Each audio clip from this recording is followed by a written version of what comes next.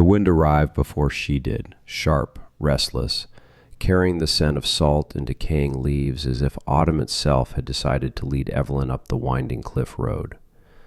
By the time she reached the old house, its weather-beaten walls rising against the gray horizon, she felt as though she had stepped into a life she had once dreamed of, but never believed she could inhabit. The wooden porch complained beneath her boots, each creak echoing the exhaustion she carried inside, and for a moment she simply stood there, gripping the railing, breathing in the raw, unfiltered sea air that pressed against her skin like a cold confession. The house seemed to watch her, quietly, steadily, as though assessing the stranger who dared to ask it for shelter. Inside, the rooms were dim but warm with the faint smell of turpentine and burnt coffee, traces of a life she did not expect to find. Paintbrushes rested in jars clouded with color, unfinished canvases leaned against the walls, and a mug with a thumbprint still drying on its handle sat abandoned near the sink. For a heartbeat, Evelyn wondered whether she had made a mistake, whether this retreat, meant to save her from everything she had fled, was already inhabited by a ghost of someone else's grief. She was still studying the evidence when a soft shuffle of footsteps drifted from the next room. Gabriel appeared in the doorway, with the wary stillness of a man who had learned to protect his solitude. His hair was unkempt, his clothes speckled with paint, his eyes caught somewhere between curiosity and an old, practiced sorrow. He looked at her as though she were a memory he couldn't quite place. Evelyn's breath faltered. She managed a quiet greeting, the kind used with strangers on trains, brief and brittle, and Gabriel offered a nod that felt both distant and unexpectedly gentle. "I didn't know anyone else would be here," she murmured, her voice barely reaching the wooden beams above them. "This place tends to attract people who need silence," he replied, his tone even, almost apologetic. "I can leave if you prefer."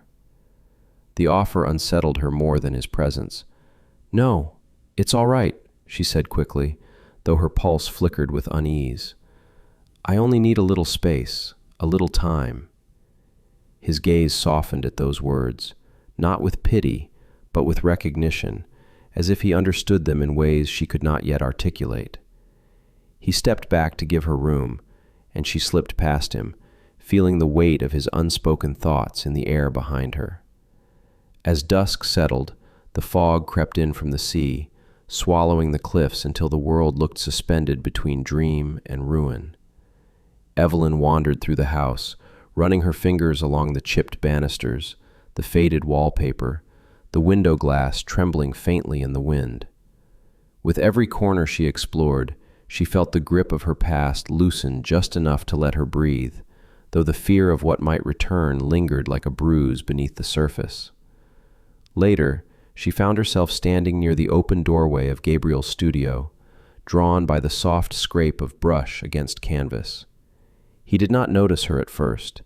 He painted the horizon with the focus of someone trying to hold something together before it slipped from his grasp.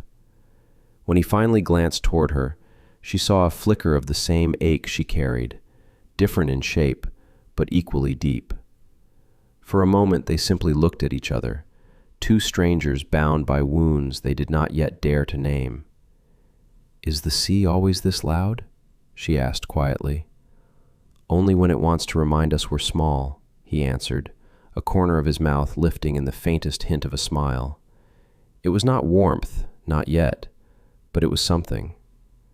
That night, Evelyn lay awake in a room that sighed with the echo of many storms.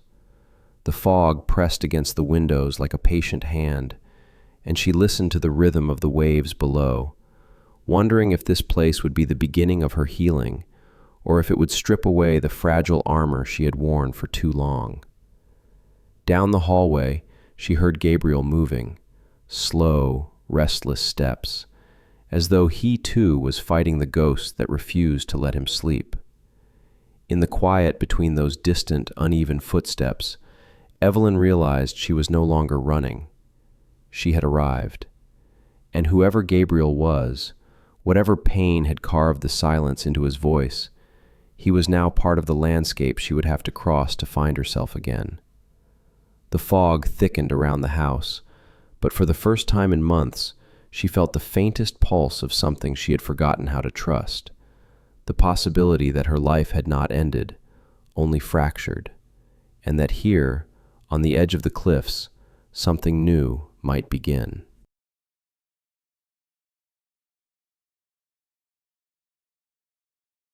The next morning arrived wrapped in the muted gold of early autumn, the kind of light that softened the world into something almost bearable. Evelyn awoke to the distant crash of waves and the faint scent of coffee drifting through the halls, mingling with the sharp tang of turpentine that seemed permanently stitched into the house's wooden bones. She hesitated before rising, aware of the unfamiliar quiet settling around her, a quiet that felt both protective and treacherous, as if silence here could soothe her wounds but also expose the rawness beneath. When she stepped into the kitchen, Gabriel was already there, standing by the stove, pouring coffee with a gentleness that contradicted the rigid set of his shoulders. He offered her a mug without a word, and she accepted it with a nod, grateful for the simplicity of the gesture. They drank in silence, the atmosphere between them fragile yet strangely comforting, like two strays sharing warmth without acknowledging the cold outside. After a while, Gabriel spoke, his voice low and deliberate, telling her about the trail that wound through the woods and led to a hidden overlook where the sea looked endless. He mentioned it as though offering a refuge, not a recommendation, and Evelyn sensed the unspoken kindness beneath his reserved exterior. She spent the early afternoon exploring the house's surroundings, her footsteps crunching over fallen leaves that scattered like copper coins along the narrow path. The air tasted of distant rain. Sometimes she caught glimpses of Gabriel through the open studio door, brush in hand, face drawn in concentration. He painted with an intensity that bordered on desperation, as if each stroke carried the weight of a memory he refused to name. Evelyn could not help pausing at the threshold, studying the way he worked with both caution and longing, a man building defenses out of color and silence. Later that day, Gabriel asked, not quite a question, not quite a command, if she would join him on a walk along the cliffs. She agreed, though her pulse stuttered with the unfamiliar tension of wanting to be seen and fearing what that might reveal. They walked without speaking, side by side, their shadows stretching long over the weathered earth. The sea below roared with restless energy, a reminder that beauty and danger often lived in the same breath. Evelyn found herself stealing glances at him, the way the wind swept his hair across his forehead, the way he carried himself like a man accustomed to losing more than he kept. At one point, Gabriel stopped near a rocky outcrop, eyes fixed on the horizon. "It's easier out here," he murmured, almost to himself. "The noise inside my head quiets when I can't hear anything but the sea." Evelyn felt the words resonate in her chest, threading through her own unvoiced truths. "I came here hoping for that," she said softly. "Silence that doesn't hurt." He looked at her then, really looked, and for a heartbeat the air seemed to shift, as though something fragile had cracked open between them. Not yet a bond, not yet trust, but a shared recognition of wounds neither had intended to confess. They continued walking in a slow rhythm, their distances shrinking and widening like the tide itself, until the sky deepened into dusk and the house's lamps glowed faintly in the growing dark. That evening, Gabriel left a blanket draped over the armchair where she liked to sit and read.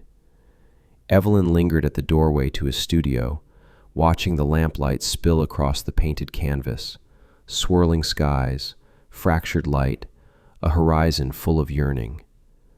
She wondered if he knew how much of himself he revealed in his art, and whether he realized she was beginning to understand the language he spoke without words.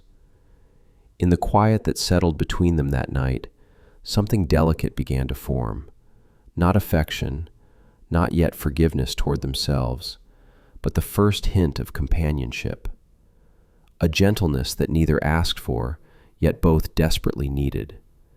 And though neither dared to acknowledge it aloud, the cliff house no longer felt like a place of hiding, but the beginning of two parallel lives, slowly learning how to walk toward each other.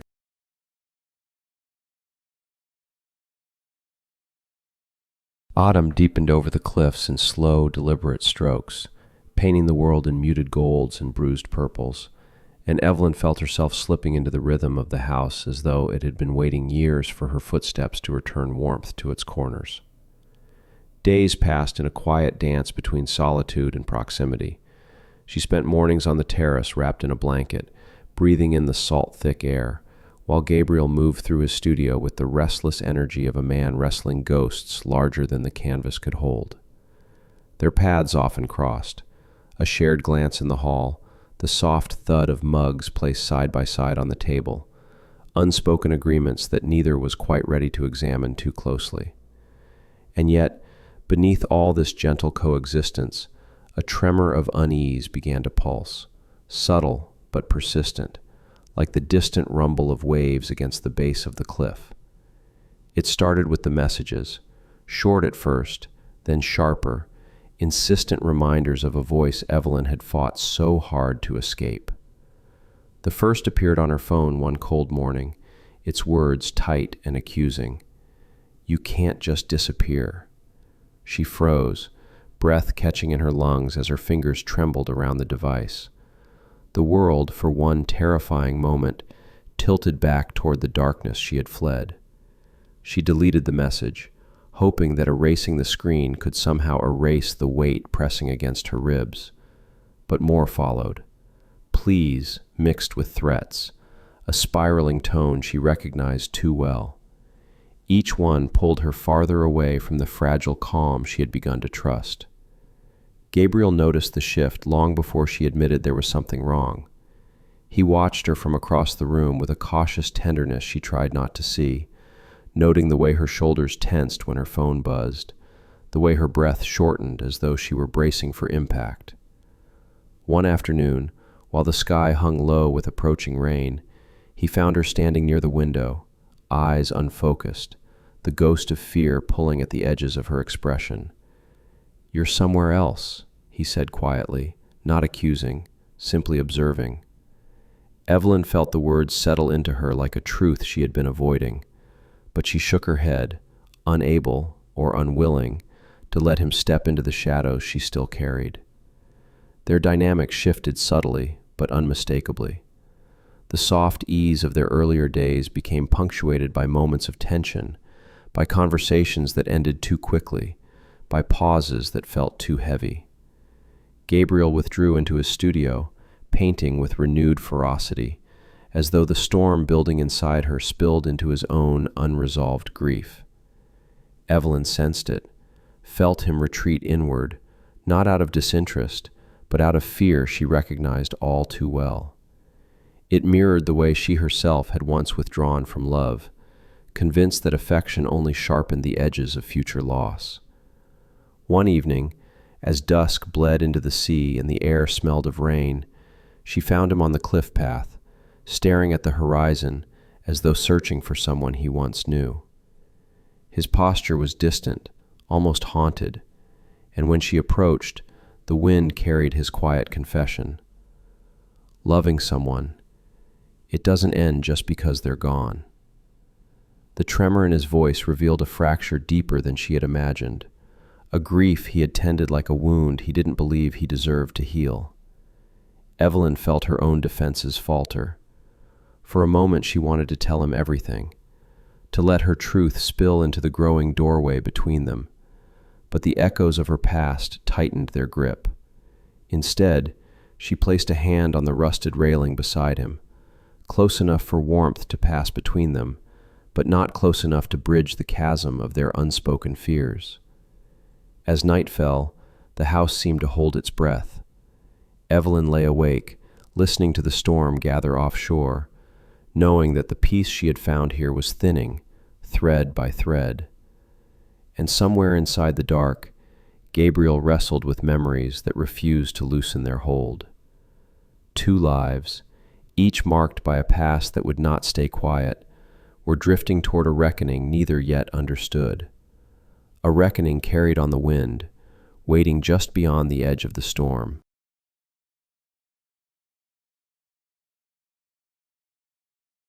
The storm arrived without subtlety, rolling in from the open sea as if summoned by the weight of the words Evelyn and Gabriel had both refused to speak. By dusk, the sky had darkened into a bruised purple, and the first drops of rain struck the cliffside house with the urgency of a warning.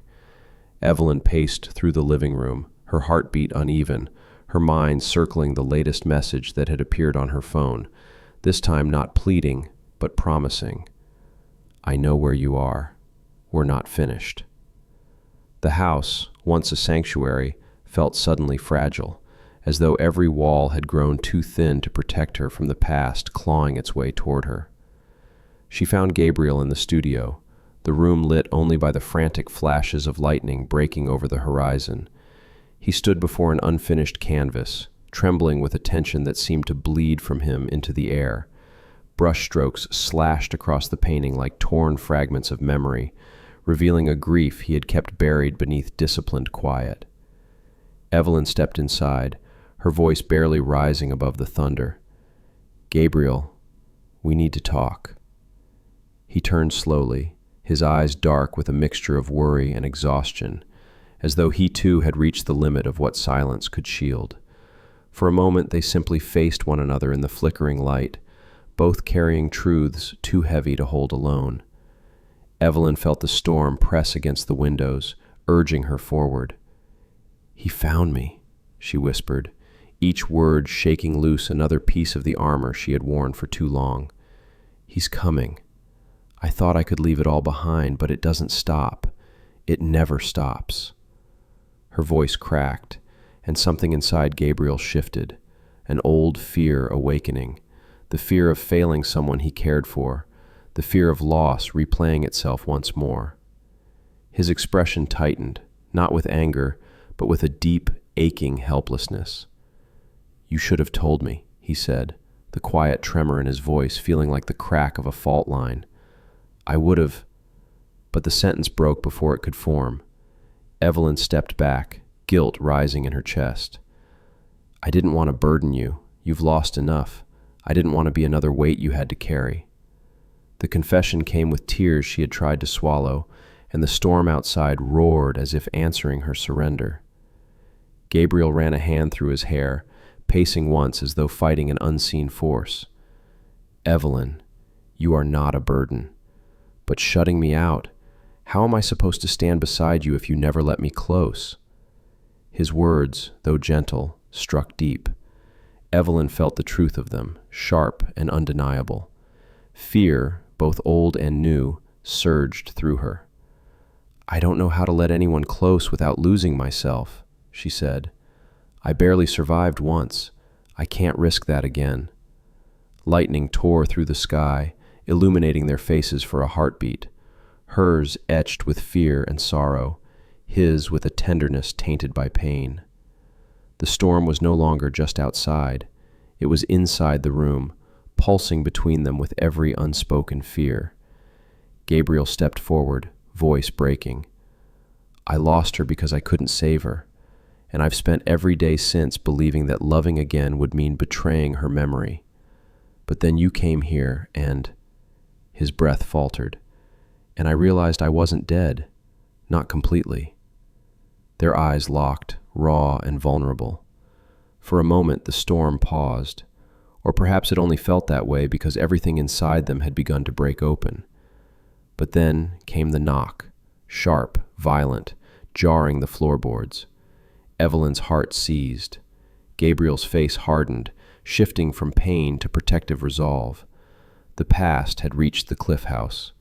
Fear surged through Evelyn, but she stood frozen, trembling. Gabriel placed a steadying hand on her arm, the warmth of his touch anchoring her in the chaos. "You're not alone," he murmured, though his voice carried the weight of a man confronting both danger and his deepest grief. As thunder cracked overhead, and the rain lashed against the windows, Evelyn realized this storm, both inside and out, would decide everything, whether she continued running or finally stood her ground.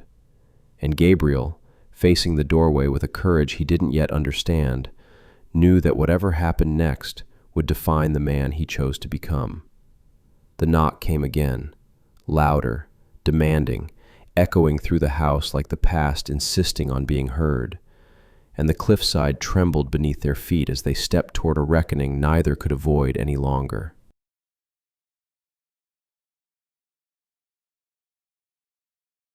The storm raged with a violence that made the cliffside house tremble, as if the sea itself had risen to shake loose the ghosts they had carried for too long.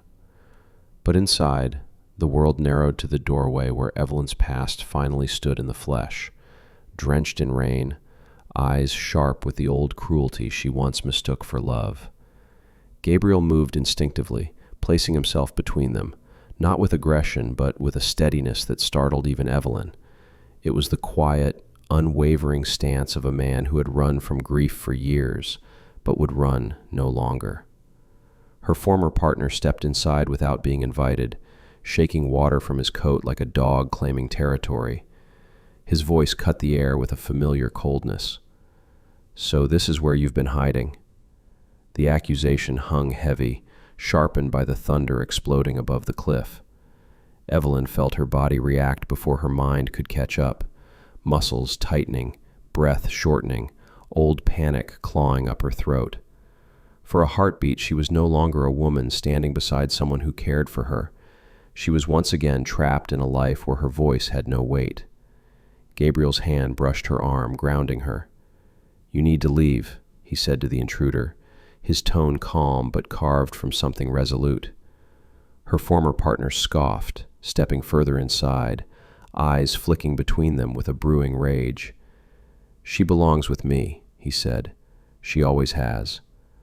The words struck Evelyn like a blow, and she flinched, not because they held truth, but because they echoed the lie she had lived with for years. Lightning flashed, illuminating the room in stark silver. Gabriel stepped forward, lifting his chin. "She doesn't belong to anyone." The power in his voice was not loud, not dramatic, but born from a man reclaiming the part of himself he had abandoned long ago, the part that believed protecting someone was not an act of penance, but of love. Her former partner's anger surged. "You think you know her? You think she isn't going to run from you too?" His words sliced through the room, aimed to wound. Gabriel stiffened, and Evelyn saw the moment the old grief flickered in his expression. The memory of the woman he couldn't save, the life that slipped from his hands. But then he drew a breath, steady and certain, and answered with a softness that carried more strength than any threat. "If she leaves, it will be her choice, not yours." Something in Evelyn broke, but not in the way it once had. This time, it broke open. She stepped forward, voice trembling but clear. "I'm not afraid of you anymore." The words tasted like salt and fire, like the first truth she had spoken in years. Her former partner stared at her, stunned not by volume but by conviction. "You don't control me. Not here. Not ever again."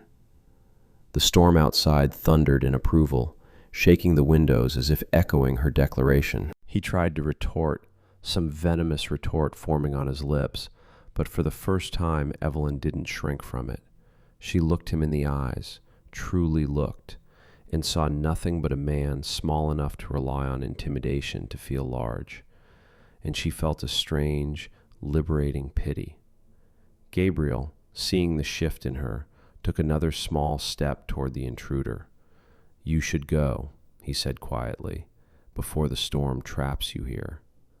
Something in his tone, or perhaps in Evelyn's unwavering stance beside him, made the man waver. With one last glare, he turned sharply and shoved open the door, storm winds ripping it from his grip. In seconds, he vanished into the rain, swallowed by the night. The house exhaled with them. Thunder rolled into the distance, losing strength, and the rain softened until it was only a whisper against the windows. Evelyn's knees nearly buckled as the adrenaline drained from her. Gabriel reached for her, but stopped halfway, giving her the choice.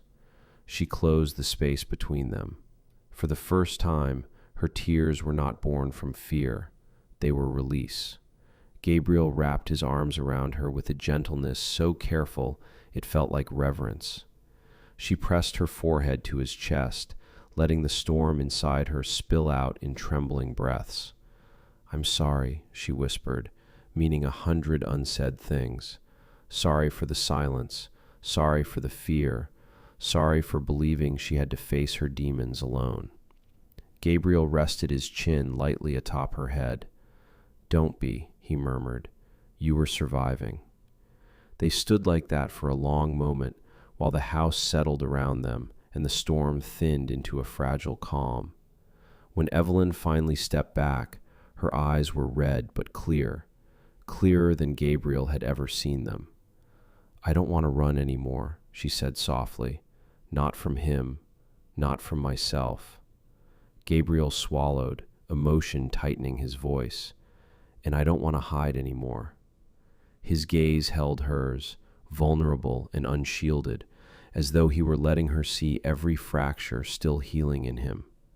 Outside, the first hint of dawn broke through the storm clouds, pale and hesitant, like a promise forming on the horizon.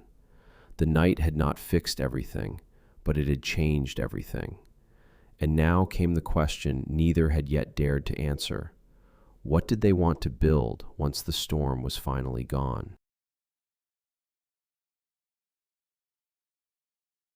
Morning arrived slowly, as if the world itself needed time to recover from the storm that had torn through the night. The first light crept over the horizon in delicate threads of rose and gold, stretching across the sea like a quiet blessing. Evelyn stepped outside onto the cliff's edge, wrapped in a blanket, the cool wind brushing her cheeks, carrying the scent of salt and wet earth. The house behind her felt different now, not merely a shelter, but a place that had witnessed a breaking and a becoming. She inhaled deeply, feeling her lungs expand without the familiar weight pressing down. Gabriel joined her a moment later, his footsteps soft on the stone terrace.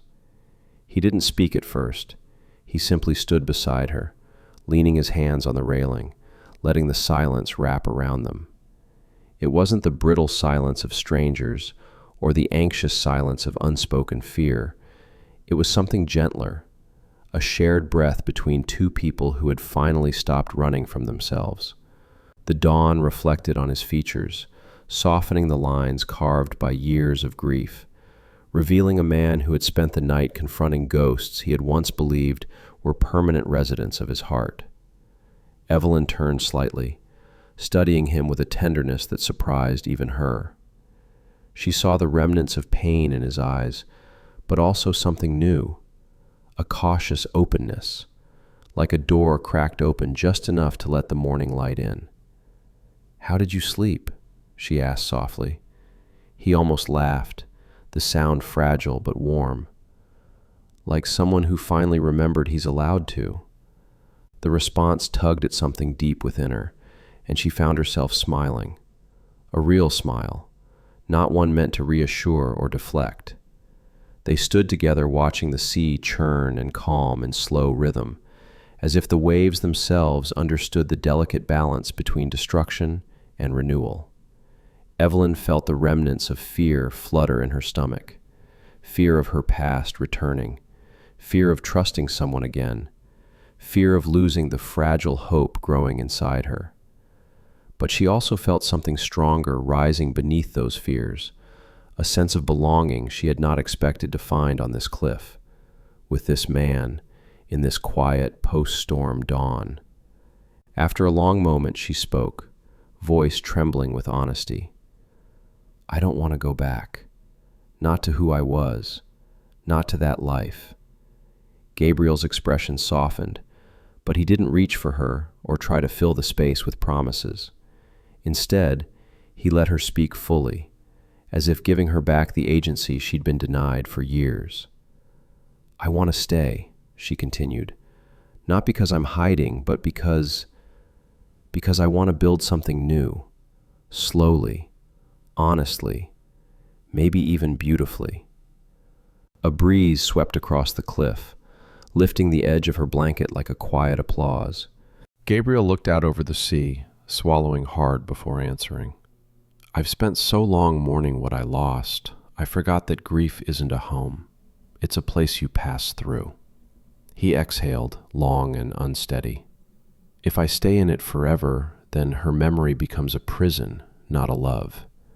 And that's not what she deserved, or what I deserve.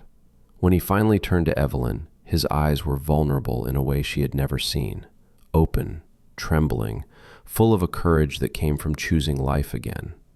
I'd like to try, he said, not to replace anything, not to pretend the past didn't shape us, but to see what comes after. His voice dipped low. With you. Her breath caught, not in fear. For the first time, it was because the moment felt precious, delicate, like a sunrise refusing to be rushed. She reached for his hand, and he let out a shaky breath as their fingers intertwined, not tightly, not with desperation, but with a steady, grounding certainty. Their hands felt like the beginning of something rooted not in avoidance, but in understanding. Behind them, the house that had once seemed haunted now glowed faintly in the morning light, as if reclaiming its own warmth. Evelyn imagined rooms filled again, not with ghosts, but with voices, footsteps, maybe even laughter someday. She imagined Gabriel painting without grief choking his brushstrokes.